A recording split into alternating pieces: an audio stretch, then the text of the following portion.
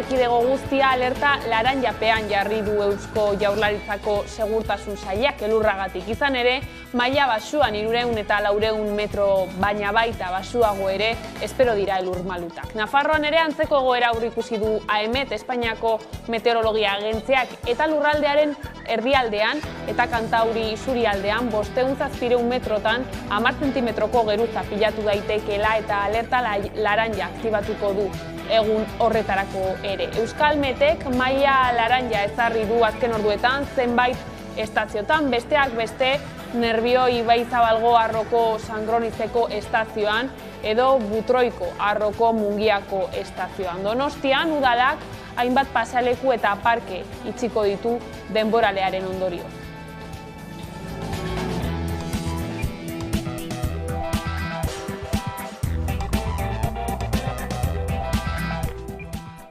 Gabon, geroago helduko diogu eguraldiak dakartzan berriei, lehenago baina baditugu bestelako lerroburu batzuk. Euskal Herriko pentsiodunen mugimenduak oso bizirik dagoela aldarrikatu du haren sorreraren 5. urteurrena ospatzeko antolaturiko elkarretaratze eta kalejiretan. Haien sorrera eragin zuen arazoetako asko oraindik konpontzeke daudela gogoraratu dute, hiri eta herrietako udaletxeen aurrean gaurkoan. Are gehiago oraindik ere protestan jarraitzeko milaka arrazoi dituztela nabarmendu dute eta Espainiako gobernuak egin nahi duen pentsioen erreformaren 2. zatiaren aurka egingo dutela aurreratu dute ere. Mugimenduko kideek azaldu dutenez, haien eta Espainian sortutako taldeen mobilizazioak funtseskoak izan dira 2013ko PPren pentsioen erreformaren neurri batzuk indargabetzeko. Pentsioekin zuzenean loturiko ez gain gogorarazi dute beste arlo ugaritan ere aritu direla, beste gizarte eragile batzuekin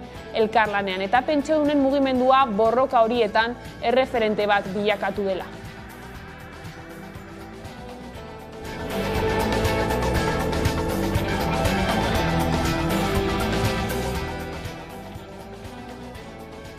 Lan gatazkei erreparatuta berriz, norabide aldaketa. Bizkaiko metalgintzako lan gatazkan. Sindikatuek eta FEBen patronalak lehen bilera egin dute gaur Eusko Jaurlaritzaren bitartekaritzarekin eta berriz ere bilduko dira hilaren 23an. Sindikatuetatik azaldu dutenez, gaurko bilera lehen hartu emana izan da.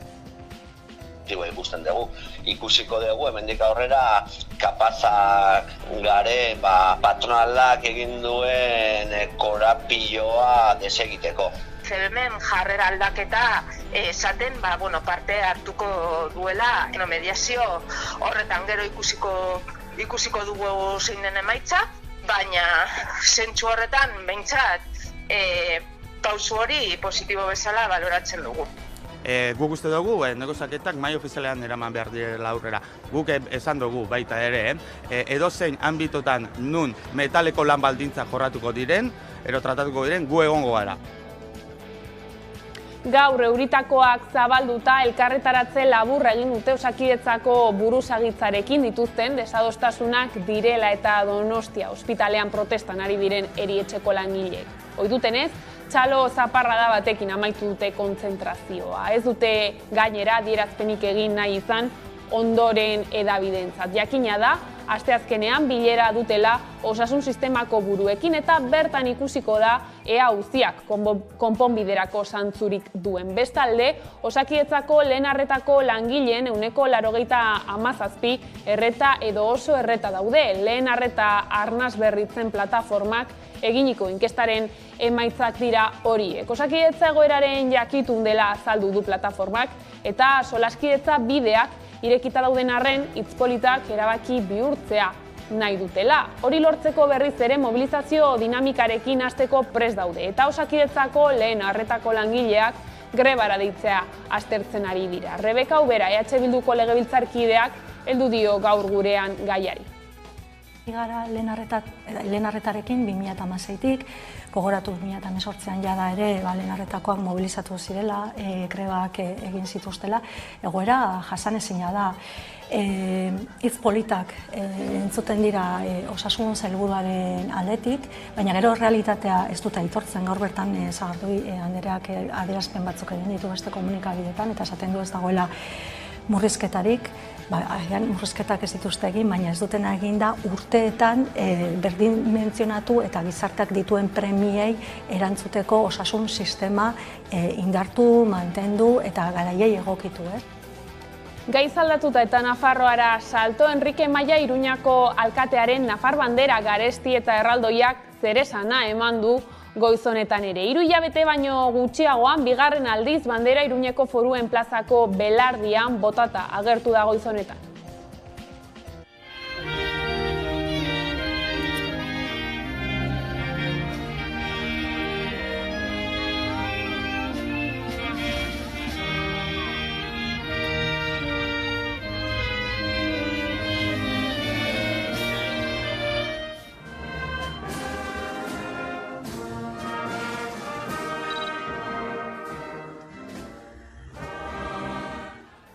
Eta Nafarroatik mugitu gabe, atzoko egunarekin Zama Doinuz Arindu elkartasun jaialdiaren 8. edizioa ospatu zen Etxarri Aranatzko kulturetxean. Zuzeneko musikaren bidez, euskal presoei aplikatzen zaien salbuespenezko legedia salatu eta ematen diren hainbat eskubide urraketen zama arintzea izan da jaialdiaren helburua. 8. urtez berriz ere lortu dugula zama arintzea. Eta urteko kartelak ere bain ikuste dut hori iragarri zezakela, ez? Urrenez urren igo ziren eszenatokira Kalakan, Lorelei, Nogen, Olaia Inziarte, Kerobia, Inigo, Tatxeas eta Jon Maia, eta nola ere, euskal presoi esali eta deportatuen eskubideen aldeko elkartasun hontzara, haien doinuekin zama arintzera igo zirenak, ez? Bueno, sentimentu askoko eguna izan duzan, doinuz, malkoz, pozez, tristuraz, elkartasunaz, maitasunaz, arindu genuen, azken batean gehiegi luzatzen ari den urtetako sufrimendu hori ez. Eta kiroletan 2023an lehen aldiz Sadarrera itzuli zen larun batean Osasuna, eta taldeak Mallorcaren aurka 1-0 irabazi zuen arren, etzen erabat arratsalde lasai izan gorritxoen zaleentzat. Partida hasi aurretik estadioko segurtasun indarrek ikurrin bat, Nafarroako bandera bat, eta Gazte Koordinakunde Sozialistaren pankarta bat kendu zizkieten zale batzuei, beste ikur batzuen artean.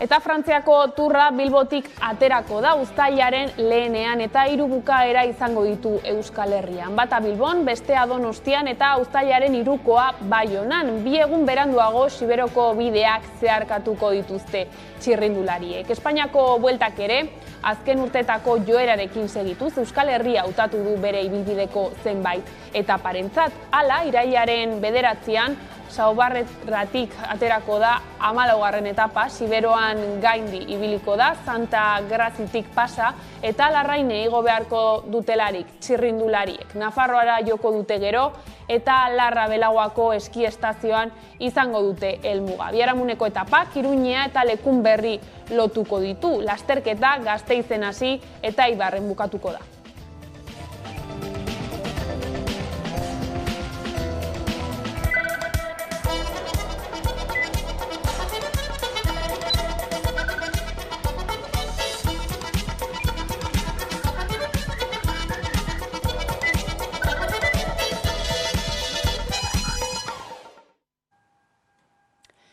Pentsiodunek 5 urteotako lorpenak ospatu dituzte gaurko egunean. Mugimenduko kideek azaldu dutenez, haien eta Espainian sortutako taldeen mobilizazioak funtseskoak izan dira 2013ko PPren pentsioen erreformaren neurri batzuk indargabetzeko. Pentsioekin zuzenean loturiko ez gain, gogorarazi dute beste arlo ugaritan ere aritu direla beste gizarte eragile batzuekin elkarlanean.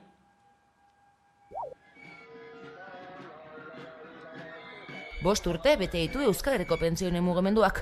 5 urte hainbat mugimenduetan ibilitakoek mezu anonimo bat jaso zutenetik Bilboko udaletxearen atarian biltzeko. Gutxira baina pentsioen 0,25eko igoeraren aurkako aldarriak Euskal Herriko hainbat herrietara zabaldu ziren. Protesta egon gizartean bazegoen da, kezka ere bazegoen, ez? Kontua da, Rajoyren 0,25 horrekin, ja, 4. urterako uste dut, izan zela, jentea, nolabait esplotatu zuen. Pentsioen mugimenduak urten poderioz bestelako helburuak ditu. Aldarrikapen historikoa izan da 1080 euroko gutxieneko pentsioa. Gaur-gaurkoz lortu ez dute, baina argi dute borrokari eutziko diotela hori lortu arte. Oraindikan, gutxienezko pentsioak oso bajua dira. Adibide moduan, pertsona bat, jubilatu bat, kobratzen duen pentsio kontributibo bat, eta 75 urtetik gora izan da, bera bakarri bizi badala, bere gutxienezko pentsioa izango da 723 euro. Euneko iaia 50 1000 eurotara ez da urrik eman ere ez da heltzen. Asko eta asko 400, 500, 600 eurotako pensioekin bizi dira. Bueno, bizi ez. Mantentzen dira, ez dakigu nola mantentzen diren, ez? Emakume pentsiodunen egoera ere latzagoa da gainera, izan ere, 225.000 emakume pentsiodun gutxieneko pentsioaren azpitik daude. Para que nos suban la pensión, que con la pensión que tenemos no podemos llegar ni a fin de mes. Más mismo para las que cobramos una porquería, porque cobramos una porquería, vamos. Horrek adierazten du, ze motako arazoa daukagu aurrean. Borrokari eusteko, baina ospatzeko ere eguna da 5. urteurrena. Izan ere lorpenak izan dituzte, tartean 2013ko PPren erreforma indargabetzea. Lortu ditugu gauza batzuk. Eta behar bada interesgarria izango da, aurten izango dugun igoera, pentsio igoera. Hego Euskal Herrian 645.000 pentsiodun daude, biztanleriaren 22,6 dira. Eta indartuta dago mugimendua, gero eta gehiago dira gainera, eta urratzak ematen ari dira. Hori bai, zapi gorria soinean kalean jarraituko dutela argi dute. Pentsioetan justizia lortzeko jarraitu beharra, baino besterik ez dago, jarraitu behar dugu. Estamos aquí todos los lunes y lo que haga falta, sí, hasta la muerte, hasta la muerte. ¡Esta batalla! ¡La vamos a ganar! ¡Esta batalla! ¡La vamos a... Bere aldetik Hego Euskal Herriko emakumeen batazbesteko pentsioak ez dira 1.000 eurora iristen. Nafarroan 967 euroko ordaina jasotzen dute batazbeste eta Araba, Bizkaia eta Gipuzkoan 1.056. Elak pentsioen inguruan eginiko ikerketaren emaitzetako bat eta erretiro zein alargun pentsioak kontuan hartuta ateratako datua da.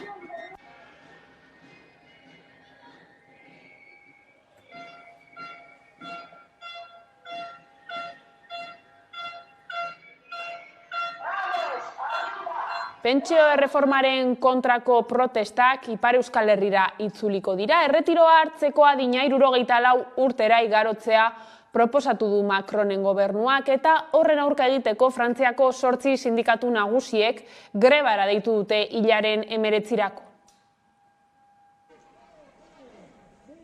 Pentsio erreformaren kontrako protestak itzuliko dira Ipar Euskal Herrira, izan ere Macronen gobernuak erretiro hartzeko adina 64 urtera igotzea proposatu du, eta pentsio osoa jasotzeko 53 urtez kotizatzea.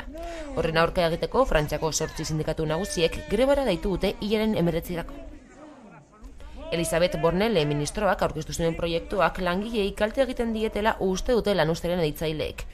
Nous l'avons dit, nous voulons préserver notre système de retraite par répartition. C'est-à-dire un système où ceux qui travaillent financent les pensions des retraités. C'est pour le préserver que des majorités de droite comme de gauche ont mené des réformes ces dernières années. Et c'est pour le préserver que nous devons le faire évoluer. Hala, jakitera mandute mobilizazio iraunkorrak egingo dituztela. Protestak lurralde osoan egingo direla iragarri dute Frantziako sindikatutako ordezkariek. Horrela pentsatzekoa da Ipar Euskal Herrian ere egingo direla eta han izango dela lab. Sindikatuek ez ezik alderdiek ere mobilizazioak aurreikusita dituzte Parisko gobernuaren pentsio erreformen aurkako posizioa erakusteko. Bien bitartean eskuina gustura saldu da uste baitu Frantziako gobernuak haien eskaerak erantzun dituela. Beste alderdiak aurka daudenez haien botoa beharrezkoa da erreformak aurrera egin dezan.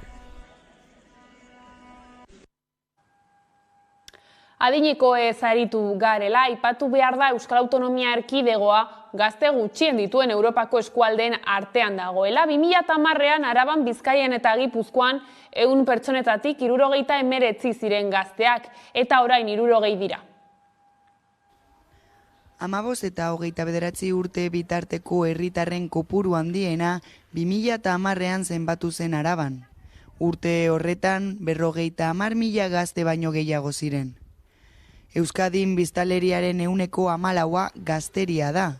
Hala ere, Euskadiren hazkundearen datuak ez dira txarrak, eta 1975 urtetik handitzen joan da biztanleria. Gazteei dagokienez, 2015 urtera arte kopuruak behera egin zuen. Baina gazteen behatokiak egin duen 2022ko balorazioan iragarri duenez, geldoki gora egiten ari da. Datuen artean gehien larritzen duen datua Arabako gazte indizea da. Izan ere, azken hamarkadan 6.000 gazte baino gehiago galdu ditu. Gaur egun 15 eta 29 urte bitarteko biztanleriaren erdia Bizkaian bizi da. 134,5 Gipuzkoan eta Araban berriz 114,7. Hau da, 54.000 herritar. Euskadi Europako gazte gutxien dituen eskualdeen artean dago. 2010ean Euskadin 100 pertsonetatik 69 gazteak ziren, orain 60. Egoera honen eragile bat da umeak izaten duten batez besteko adina. Gaur egun lehenengo umea izateko batez besteko adina 32 urte da. Eta Eustat, Euskal Estatistika Institutuak astelehen honetan argitaratu du iazko 2. hiruhilekoko kontuen aurrerapena. Aurreko urteko 2. hiruhilekoko datuekin alderatuta, 2,8koa da hazkundea. Enpleguari dagokionez, lanaldi osoko lanpostuen kopurua uztailetik irailera artekoa baino 0,1 handiagoa da, eta urte osoan 3,1 handitu zen.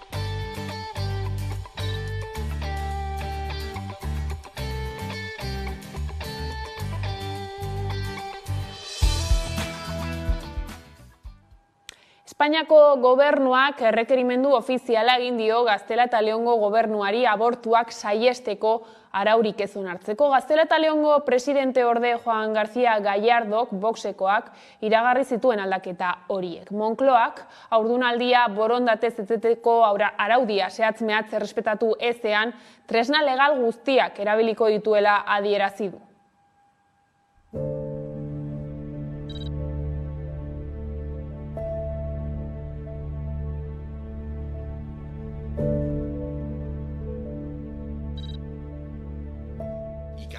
Antes de tomar cualquier decisión sobre el desarrollo del embarazo, pues que puedan antes escuchar el latido de su hijo.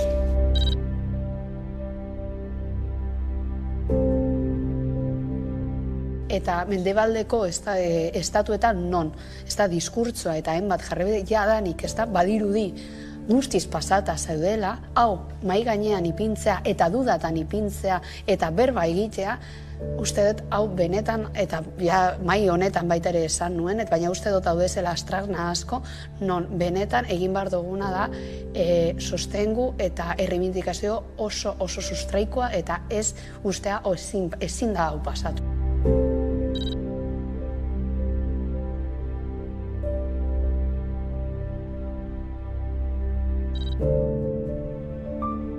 Para que tengan la mayor información posible a la hora de adoptar cualquier decisión.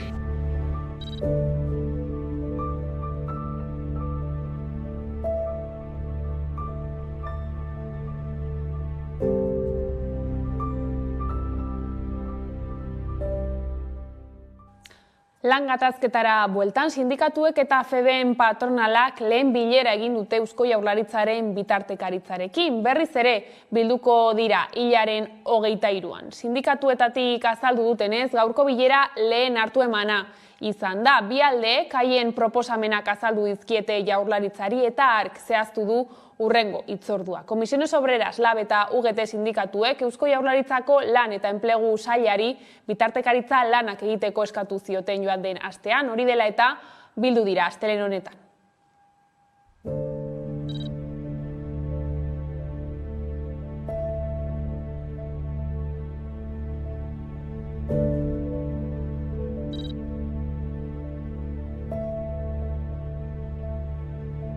Aurkezpen bilera bat izan dela esan dezakegu, non alde bakoitza bere proposamenak jarri dituen mahai gainean.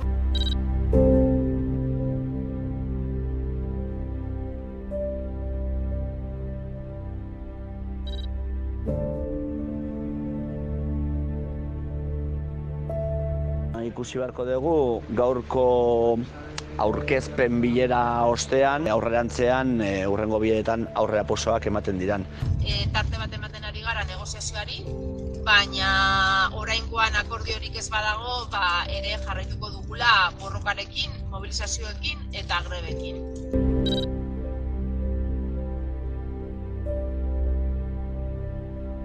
Guk gure negoziatzeko borondatea azaldu dugu, baina baita ere argi daukagu patronalari tokatzen zaioela mugitzea.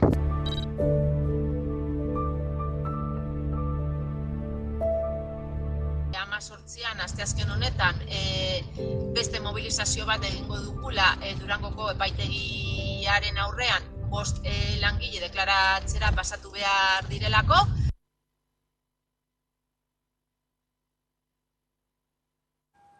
Energia berriztagarriez aritu da Zabal Tapia sailburua goizean egin dioten elkarrizketa batean. Jaurlaritzak 78 puntutan egin du parke eoliko eta instalazio fotovoltaikoak jartzeko eskaerak eta sailburuak espero du proiektu guztiak gauzatzea baimen guztiak ondo beteta eta berme guztiekin. 2023 hasi berritan energia eolikoek aurten zeresan handia izango dutela aurreikus daiteke. Arabaren, Bizkaiaren eta Gipuzkoaren kasuan 33 eremu zabal proposatzen dira zentral eolikoak egiteko Eusko Jaurlaritzak duen dokumentuan. Eremu gehienak mendian daude eta horien artean ez daude jada erekita dauden edo tramitatzen ari diren proiektu eolikoak. Bestalde dokumentuan nabarmentzen da natur babesguneak salbuetxe dituztela instalazio berriztagarriak egitetik. Dena den proposatutako kokaleku asko babesgunetatik eta Natura 2000 sareko eremuetatik gertu daude. Jaurlaritzak 2030erako potentzia eolikoa 5 aldiz handitzea du helburutzat. Ildo horretan 7 urte barrurako energiaren kontsumaren 21% iturri berriztagarrietatik heltzea nahi du, eta 2030erako 140%. Arabari dagokionez 3 parke eoliko daude gaur egun, eta lurralde plangintzak beste 13 kokaleku aurre ikusten ditu. Arabako Errioxa nagusitzen da hor, 12.110 hektarea instalazio eolikoak ezartzeko egokitze jo baitituzte plan berrian. Gogoratu behar da horrez gain, Labrazan eta Azazetan 2 parke eoliko egiteko ingurumen baimena eman duela Arabako diputazioak. Gipuzkoari dagokionez herrialde osoan daude banatuta eoliko jartzeko kokalekuak, asko mendizalek maiten dituzten txokoetan. Bizkaian berriz nabarmena da zenbat egitasmo dauden enkarterri alderako. Herrialde horretako itsasartzeko hainbat mendigune ere hobetxe dituzte zentral eolikoak egiteko. Azken berrien arabera 2 parke eoliko berrire proiektuak ari dira tramitatzen. Azazetako proiektutik oso gertu, Aixindarrek beste parke eoliko bat eraiki nahi du Araban, 8 sorgailukoa. Arraia Maeztuko, Iruraiz Gaunako eta Domeniliagako lurrak ukituko lituzke. Bestalde Euskal Haizi enpresa jakinarazi du Bizkaiko Gordexola eta Zaia inguruan parke eoliko bat jarri nahi duela, 6 zutabekoa. Eta nazioartera begira, lokaztu eginda ikatzaren gatazka luetzeraten. Alemanian ikatz mehatze bat zabaltzeko suntsitu nahi duten herriskatik ekintzaile ekologista ia guztiak kanporatu dituela esan du poliziak, baina gaineratu dute tunel batean gotortu direnek eutsi egiten diotela. Milaka ekologista bildu ziren larun batean manifestazioan.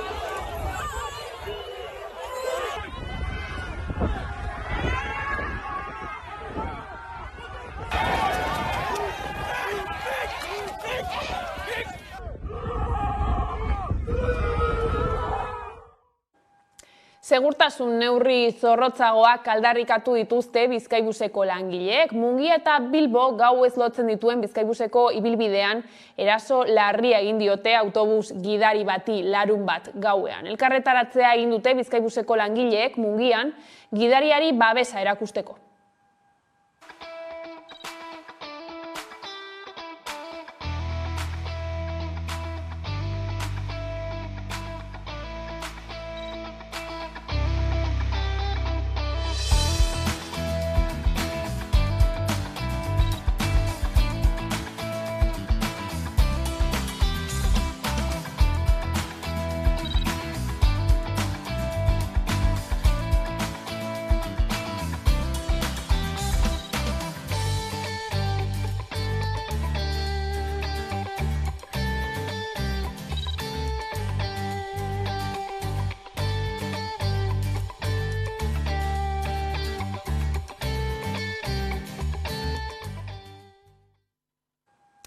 Rebeka Ubera EH Bilduko legebiltzarkidea elkarrizketatu dugu gaurkoan Hamaika Telebistan. Energia trantsiziorako proiektuak izan ditu hizpide eta nabarmendu du proiektu horiek herritarrentzat izan behar dutela onuragarri eta ez enpresa handientzat eta administrazio publikoarentzat. Zentzu horretan azpimarratu du EH Bildu lanean ari dela legebiltzarrean beste eredu bat bultzatu nahian. Onura herritarrentzat bilatu behar da, eta ez enpresentzat edo eta ez administrazio publikoarentzat. Eta zentzu horretan asko dago egiteko, ikusi dugu, ez? Beraiek bai Madrilen, bai Kongresuan eta bai Senatuan ze eredu defendatu duten.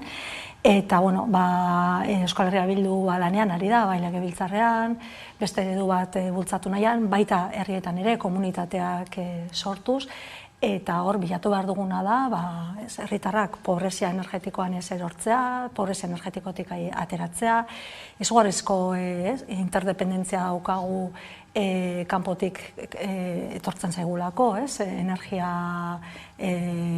sortzeko eta behar ditugun lehengaiak, eta zentzu horretan lan handia daukagu egiteko Euskal Herrian, eta Euskal Herri burujabe bat, eta ez, estatu izateko helburu horretan, nahiz eta jakin beti inoiz ez garela izango uneko unean independenteak, bai energetikoki edo beste alor batzuetan, baina bai bultzatu eta sustatu behar ditugu beste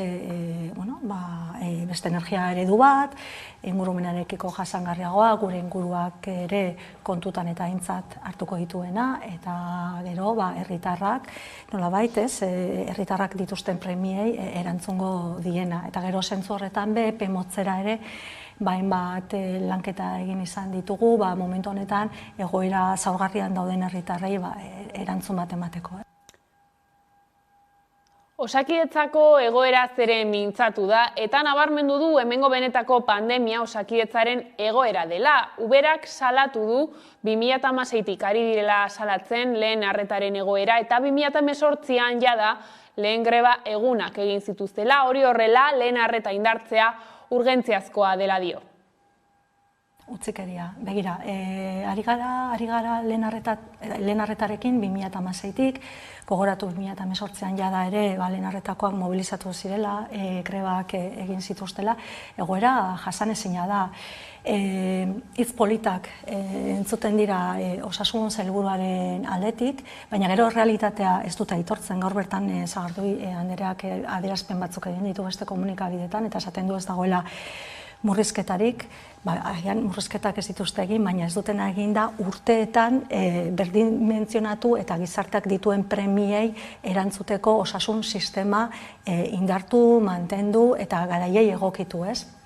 Eta ikusten ari gara azkenean, lehen arreta, bigarren edo hirugarren azkenengo plano batetan geratu da, beti fokoa ospitaletan jarri dute, eta horrek ekartzen duena da, azkenean, herritarrek sarbidea Osakidetzara lehen arreta da, sarbidea gero eta zailagoa da, konsultak lortzea gero eta zailtasun handiagoa eta denbora gehiago itxaron behar da, eta gero hori kate bat da, lehen arreta gaizki baldin badago, gero gainera etenik gabeko arreta guneak ere erdi itxita, ordutegiak murriztuta, ospitaletara, jendea ospitaletara, eta gero larrialdiak ditugu gainkargarekin, kolapsatuak, eta horrek guztiak ekartzen duena da azkenean, kronikoei jarraipena egitea gero eta kaiskarragoa da jarraipena, kontsultak ere atzeratzen dira, diagnostikoak atzeratzen dira, orduan biztanleriaren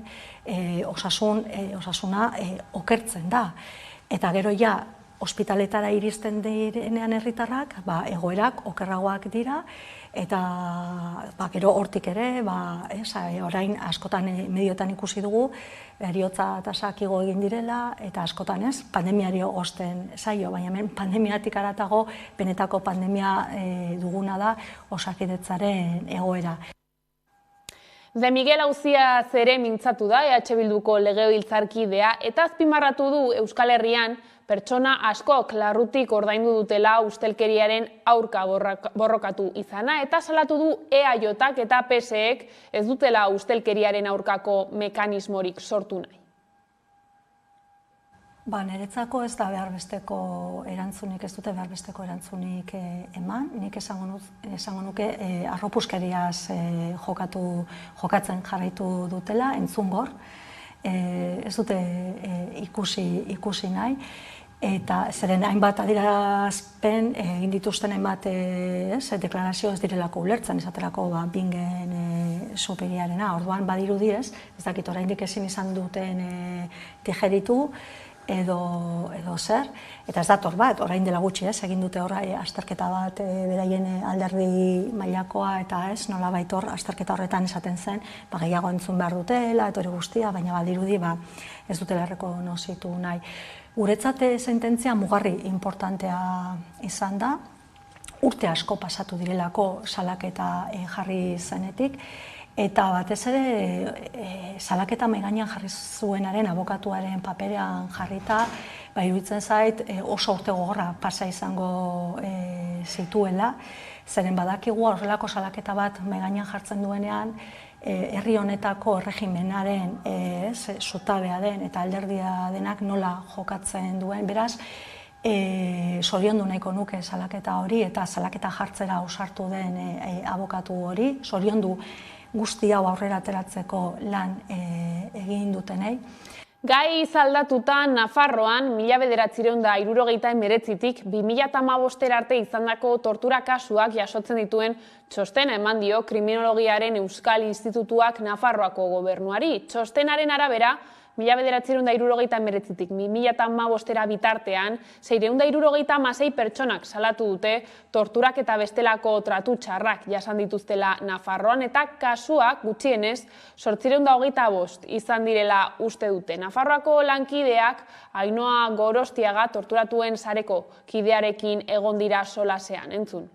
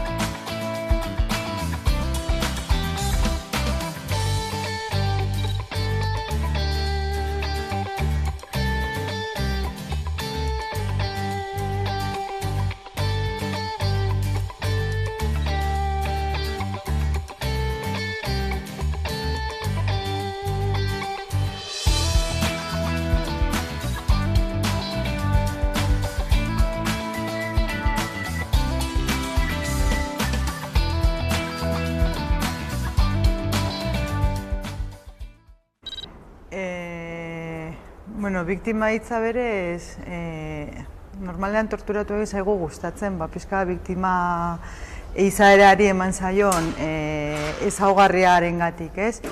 Orduan ikuste dut, biktima baino, igual, superbibienteak ero garela, ez? Zaki, torturak bizi dugunok gure bizitza osorako markatu digu,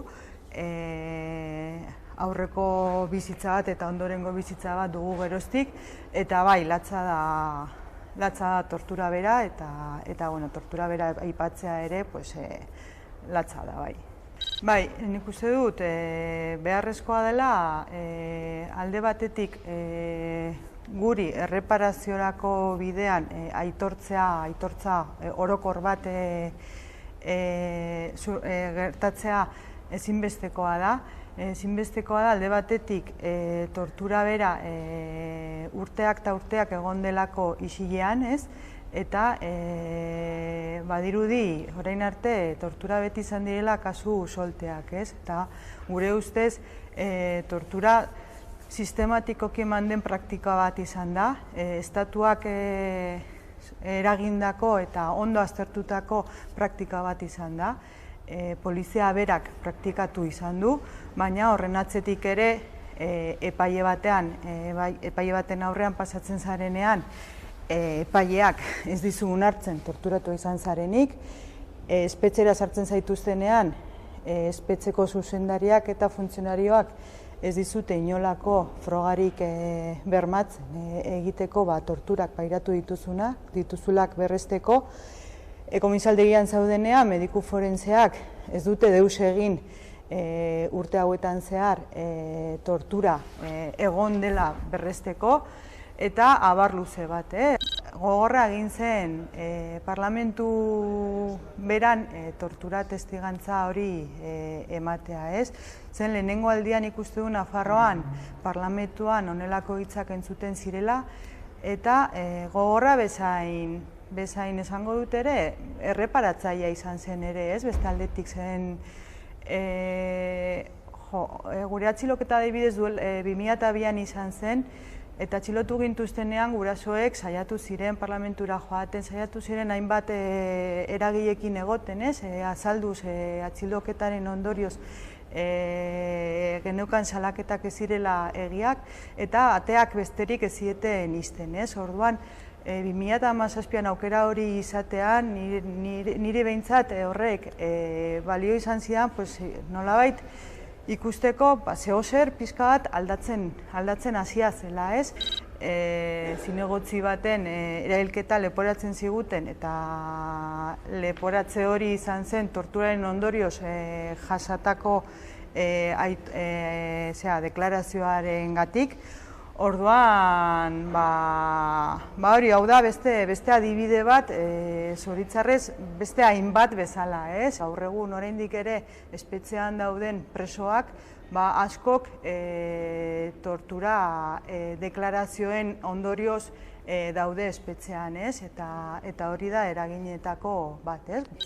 Bai, hori da, ez da bakarrik kolpatzen pertsona bera, baizik eta zuk esaten duzuna, ez? Ingurunea, hor dago familia, lagunak, gazte belaunaldi bat ere atzetik datorrena, ez? Eta azkenean tortura horretarako dago diseinatuta, ez? Bakoitzari mina egiteko, baina ere beldurra sortarazteko herri batean, momentu konkretu batean bizitzen ari den egoeran, ez? Alde batetik beharrezkoa da jakiteko zer gertatu da, baina beste batetik ere uste dut gaudela momentu batean aurrera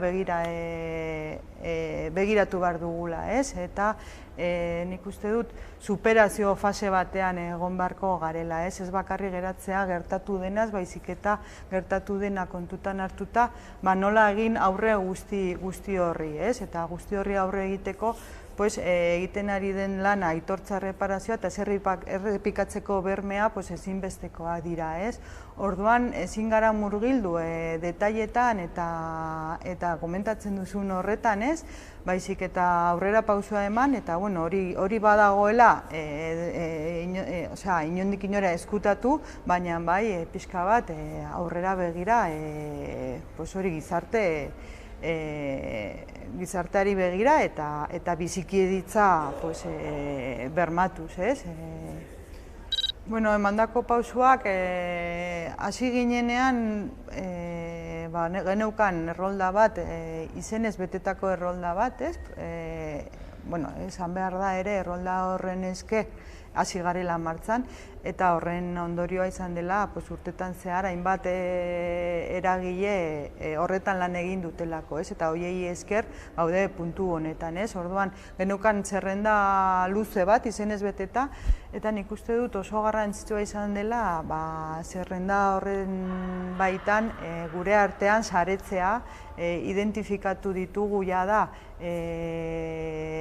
ia 600 torturatu, horietatik 300 formulario jaso ditugu, 257 bazkide egin dira, oraindik badago lan pilo bat egiteko, baina hori izan da lortutako, nik uste dut garrantzitsua dela, ez, gure artean saretze hori, ez.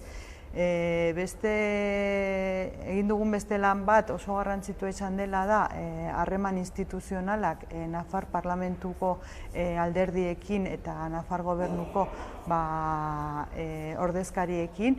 Nik uste dut hor harreman, izan dira harreman nahiko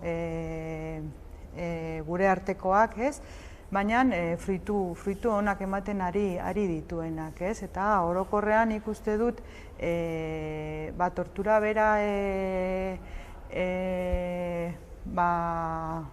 agendan jarri ahal izatea eta horretaz hitz egitea garaipen bat dela, ez? Oraindik naiz eta oraindik gauza asko dauden egiteko, ez? Badago orain Instituto de Kriminologia Baskok ikerketa orain abenduan aurkeztuko du, orduan horrek emango digu pixka Nafarroako argazki orokor bat, ez? Eta hori guretzako oso garrantzitsua da, aspaldi daramagulako eskatzen ikerketa ofizial, independiente eta profesional bat erkidegoan eman zenaren antzekoa, ez? Eta, lehenengo ikerketa hori abenduan aurkeztuko da, ikerketa amaitu gabe bat izango da, denbora gutxi izan dutelako egiteko, baina, lehenengo pausu bezala oso garrantzitsua dena, ez? Desirak, ez dakit, niri behintzat gustatuko litzateke aitortza hori izatea, bai gizarte maila, ez instituzional mailan, onartzea hau egin dela, eta egin delagatik, ez? Orduan hori garrantzitsua dela iruditzen zait. Kulturarlora salto, Zama Doinu Zarindu jaialdiak 8. edizioa ospatu du asteburu honetan.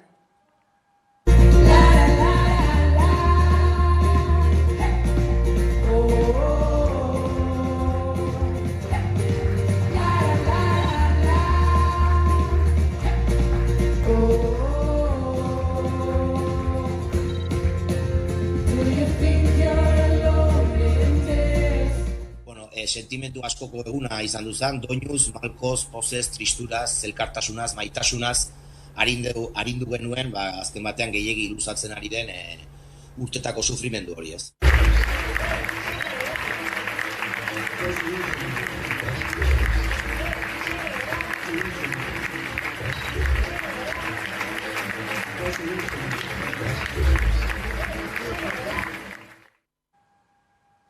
Bestaldetik 34 urte dira Maurizia Aldeiturriaga pandero jotzailea hil zela. Bere omenez egin dute aire dokumentala Gentzane Martínez de Osabak zuzenduta. Maurizia bezalako emakume indartsu eta kementsuek egindako lana askotan ahaztua izan da emakume izate hutsagatik. Emakumearen askatasuna oso mugatua zen garai batean, gizonak ordezkatu zituen Euskal Herriko plaza nagusietan kantatuz. Proiektua Durangoko azokan aurkeztu zuten eta crowdfunding kanpaina jarri dute martxan Berkami plataforma.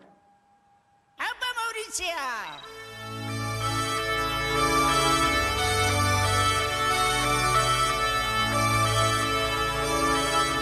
Maurizia izan zen, pentseizu ez, gerra osteko errepresio sozial, kultural eta ekonomiko hortan, izan zen emakume euskalduna, emakumea euskalduna, eta serri mundutik zetorren andra bat, ez, eta gainera taula gainean jartzen zana, ziurrenik gizonen plaza hartan, ez, referente bat guretzat gaur egun, ez. Ni Maurizia Alditurriaga naz. Seberion jaioa, egien jaioa. 1909 jaioa, urrien, 22 jaioa. Jagur Seberio herria, jagur lagunari, agur rosa baiziko da primo primari, agur abade jauna, tane barra bari, agurraite eta jamai agur guzti hori, agurraite eta jamai agur guzti hori. Aupa Mauritzia! Hasi da maskaraden sasoia Maulen. Urtarrilaren 15ean hasi eta aprilaren 22ean bukatuko dira 2023ko maskaradak. Maule Elestarreko gazteek emanak izango dira aurten. 4 hilabetean zehar, asteburuz asteburu, Zuberoako 13 herri bisitatuko dituzte.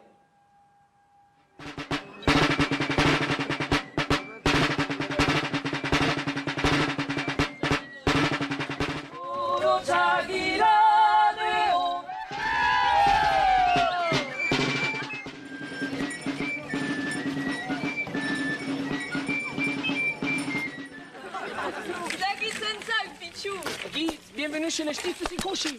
Exactement. Un repas qui sonne charmant.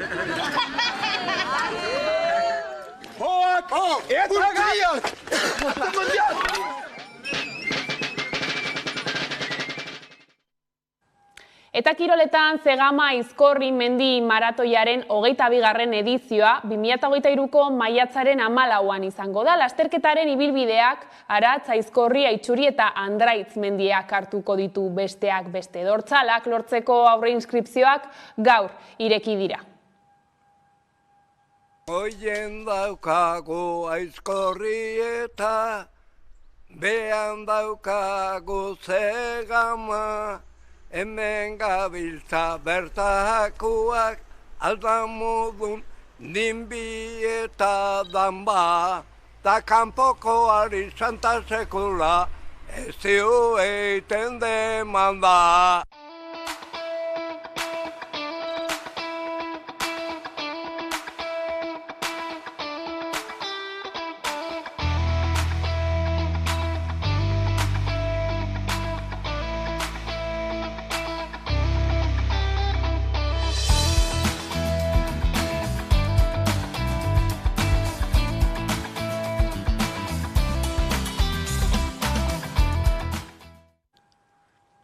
Negua iritsi da eta gaur euria ari du etengabe. Segurtasun sailak abisu horiak ezarri ditu haizeagatik eta euriagatik. Eta alerta laranja ezarri du itsasaldeko arriskuagatik. Olatuek 7 metroko altuera hartu dute Euskal Kostaldeko zenbait tokitan. Euria bota eta bota dabil gaur eta Bizkaiko eta Gipuzkoako zenbait tokitan adibidez, ia 50 litro metro kuadroko izan dira Arteagan edo Zegaman esaterako.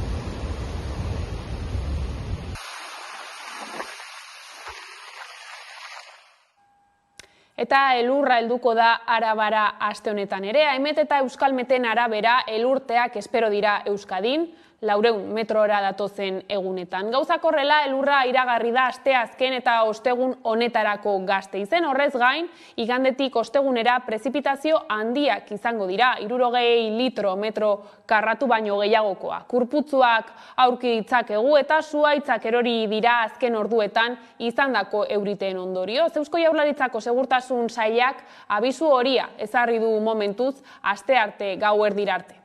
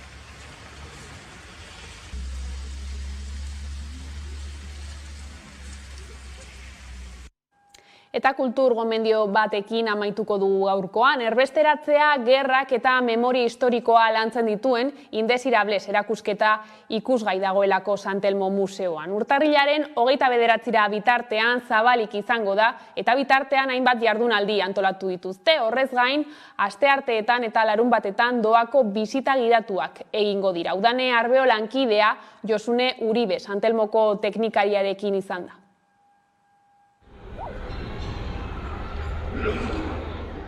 20. mendeko milaka eta milaka errepresaliatuk pairatu behar izan zuten errealitate gordinaren inguruan gehiago jakin nahi baduzue, gerturatu San Telmo Museora, bertan Indesirables erakusketa ikusi ahal izango duzue disiplina handitzeko 16 artisten obrekin. Indesirables berez da hitz bat goberno frantsesak erabili zuena 1918, gero nazi garaian ebai. Hor pixka kontrolatzeko bertan zeon jende politikoki arriskutsuek ikustezinak eta hola, eta beste hainbat isturi zeuzkebenak. Komisaria da erakusketa honen Pidasolas, eta beak esateu, Indeseables hitz hori gaur egunin edala oso erabilgarria ez. Ze gaur egunin hainbat indeseable dauzkau berriz egizartien. Eta bat aizpadie hainbat gatazkatatik eta bat aizpat gerra gatazkatatik iesi datorren jende hori ez, Europan hola ikusik daudenak. Ze ikusileik hemen lanak, bat aizpada arte garaikidie, gero lan hauekin batea baite daude gero dokumentu batzuk, bai dila planuek, marrazkisek eta hola, eta gero da baite teori asko edo baite idatzi asko hau dana pixka kontestualizatzeko ez. Erakusketa 4 esparrutan bezala do pixkat esplikatuta ez, baino esparrua bestekin hastea. Eta kronologikorik ere ez da bata bestien atzetik dijuen epe batzutan inde. Ze bai konfliktuek eta bai kontatzean hau indala mende asko lazan, eta gaur egune hola da ez, azkena daukeu Rusia eta Ukrainian arteko gatazkau. Gaur egungo hartie, nahazte dugu, 15. mendeko obra bateko baita reproduzio batzukin, liburu batetik ekarri diteunak ez, Biblioteka Nazionalen dauna Madriden, eta hori kontatzea, lehen kontatzen berdine, eta gaur honen gertatzen nahi dana ez, oso antzekue. Ze azken baten da, beak esaten bezala komisariak, gatazka o violentzio indarkeri baten historioa da ez, da indarkeri hori, nola erabiltzen estaduek eta hola, ez hola pentsatu gabe. Baizik eta horrekin kontrol badezela eta, eta horrekin sortzeie gerrak, erbesteak eta hori dana. Dokumentazio honetan esan detena, marrazki hauetan da, batzue die goian oso ezagune dana Desastres de la Guerra o bilduma, Santelmo goindala gutxi erosi duna, 5. argitalpen bat, eta gero Zurikeko artxibo baten dauden kurseko esparruen eontzin presuekin deko hainbat eta hainbat marrazki oso gogorra dinak, eta 80 bat ekarri diteunak oso bilduma hunkigarrixe da eta oso berezi zedie. Hain justu Gurseko esparrutik pasatako 11.000 pertsona baino gehiagoren izenekin osatutako memoriala dago ikusgai klaustroan.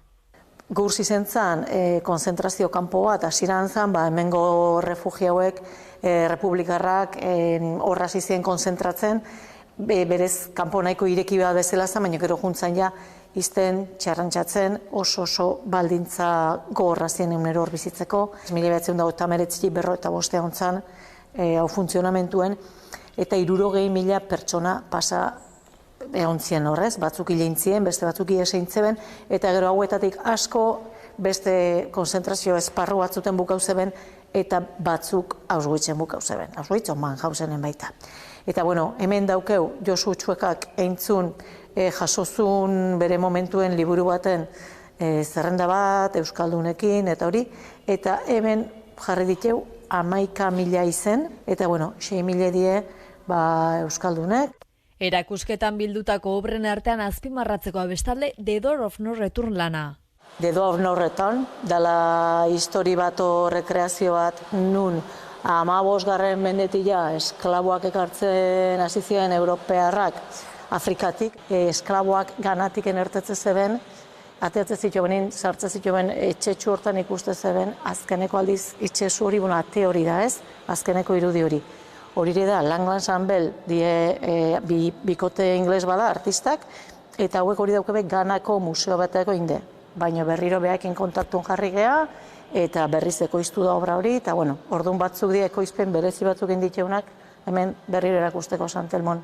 Bilduma hori ez gain ordea, euskal artisten obrak ere jasotzen ditu Indesirables erakusketak. Hemen atzi daukeu Ester Ferrerren obra bat, gure bildumako dena, eta destakatzeoa bere materiala dalako etxarrantza, eta orduen dago kontestualiza dute material hori da pixka batez erakusketa guzti hontan azaltzean konzentrazio esparru horien material ezagen nola esan, ezaugarrik printzipalena. Gero beste euskal artista bat daukeu, Iñaki Grazenea ondarra bitarra, beak lan asko etxeu instalazio zugetetu eta instalazio hautan pixka bat kartzeletako eta modulutako itxiturak eta olako espazioekin jokatzeu. Erakusketa zabalik dagoen bitartean hainbat jarduera antolatu dituzte, baita astearteetan eta larun batetan publiko orokorrarentzat programatutako bisita gidatuak eta eskola bizitak ere. Bisita horiek doakoak izango dira, baina aintzat hartu sarrera eskuratu beharra dagoela Santelmo Museoaren webgunean. Indesirables erakusketa urtarrilaren 29 arte izango da zabalik.